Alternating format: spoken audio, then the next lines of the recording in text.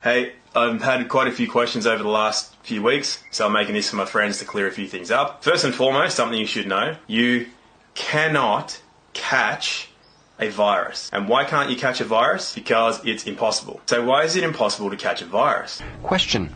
A virus is alive. Is a virus a living thing? No. So how is it that people think that you can catch something that is not alive? Everybody knows you never go full retard. Now, I know a lot of people are genuinely concerned, so that's why I'm making this, to hopefully cure some of the unnecessary fear and stress. And if you are feeling that, it's because you're causing it for yourself.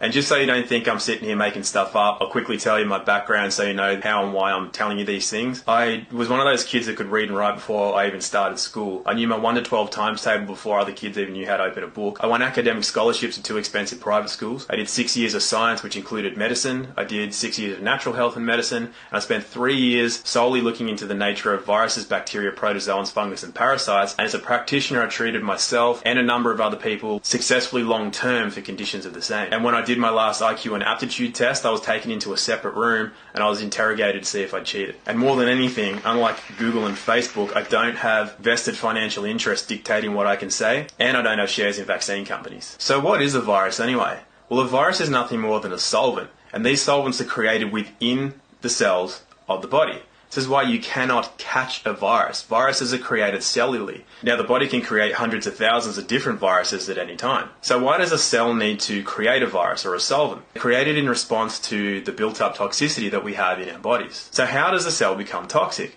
Well, a lot of people have spent a number of years putting shit in their minds and shit in their body. A lot of people think that it's just totally fine to eat supermarket food, you can microwave it, just get flu shots injected into you every year, just drink your tap water. You know, people that go after organic food are tinfoil hat wearing boogers. The thing is that nature doesn't care what you believe. You can believe that any of those things are true, but nature doesn't care what you believe. So a lot of people have asked me, what is a flu? Well, a flu is a viral detoxification or a cleansing. A cold, on the other hand, is mostly bacterial. And for the most part, what needs cleaning out of the cells are environmental toxins such as heavy metals, plastics, any kind of environmental industrial pollutants, the chemicals that you use in your home to clean things with, things you put in your body, and so on and so forth. Now, a virus does not attack cell tissue.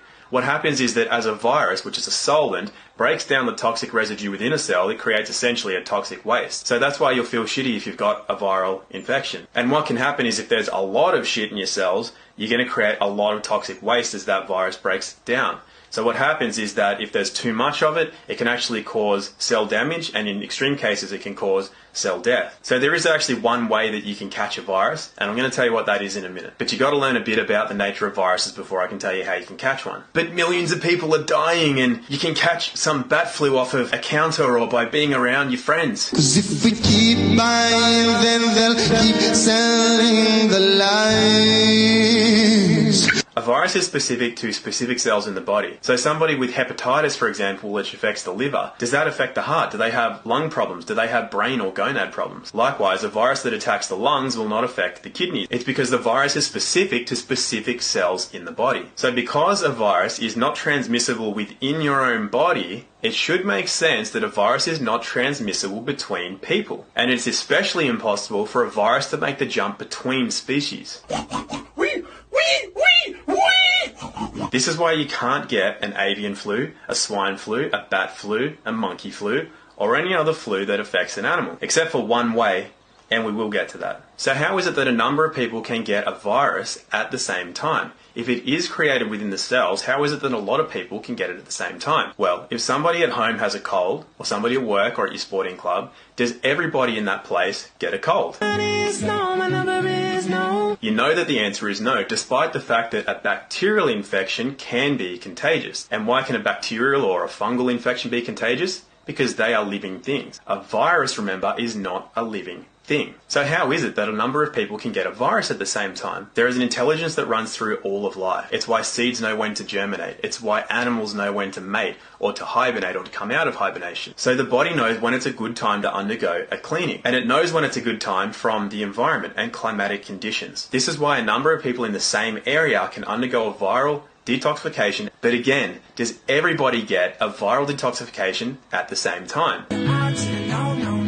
You already know that the answer is no. So why is that? Well, they may have already undergone a recent cleansing. They may just be very healthy people, and they're always watching the way they eat, the way they think, the way they move, the way they sleep. The intelligence that runs through all of life means that that body knows that it does not have to undergo a viral detoxification at that point in time. Additionally, our bodies all talk to each other, particularly our immune systems. This is one of the ways that we're attracted to the opposite sex. We can sense their immune system. It's how we know that we can create a genetically diverse offspring that will have the greatest chance of survival. We sense another's immune system partly by scent, and this has been taken away quite a lot in modern life. Things like perfumes and colognes, and especially when women go on the pill, it can affect their ability to sense a man's immune system. This is why some women come off birth control when they decide it's time to have a baby with their partner, and they smell them for the first time, and they realise that they're actually not attracted to them. And while I can't condense more than 10 years of experience into a short video, hopefully that's enough to show you why you cannot catch a virus, and you can start asking some good questions, such as, what is this coronavirus really about? Well, a lot of people were sus on this from the start for a number of reasons. Not everybody buys into what they hear from the media. And recently I saw a video from a guy who was clearly able to use his own brain. He asked a couple of good questions, and those questions led to the finding of vaccine patents. So what you can do is you can look up these patent numbers right now. First one being US 200-625-7852. And when you look at that, you'll see how long ago coronavirus was patented. Now here's a European one, EP 317231-9B1. And that one you'll find to be a vaccine patent, which was funnily enough just approved in November of 2019. When did we start seeing coronavirus? So I guess it's time to tell you the only way that you can actually catch a virus.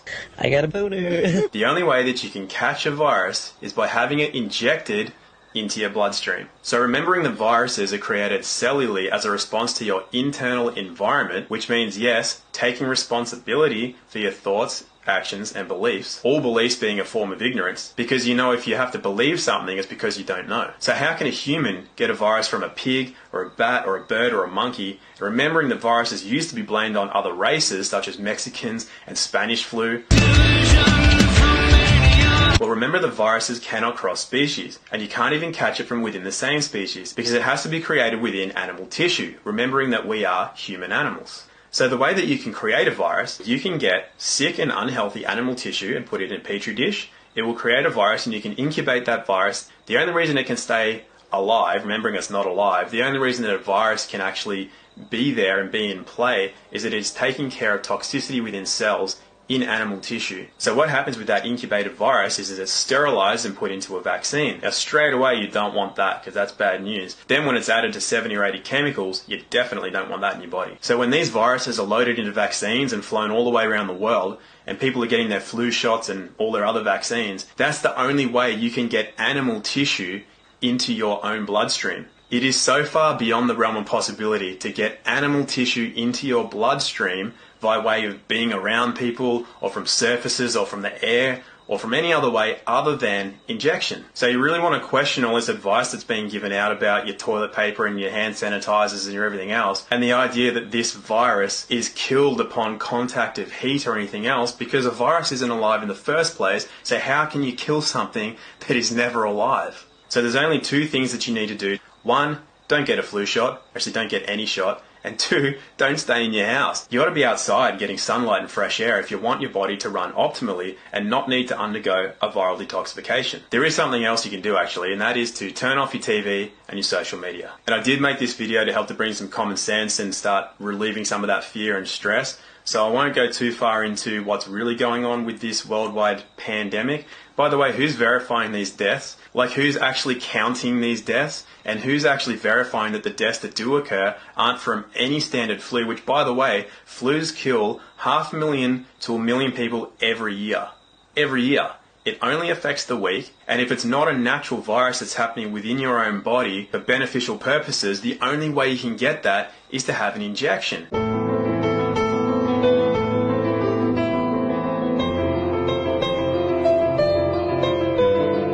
So instead of thinking you're doing the right thing by using all the correct words like COVID-19 and self-isolating and social distancing, and instead of staying indoors like a self-indulgent cactus, washing your hands like it's going out of fashion and humping doorknobs, Farting in bathtubs and laughing your ass off. and dictating to other people what they should be doing with their lives, when perhaps they're just immune to media. So guys, if you're doing that, then you're not actually helping anything.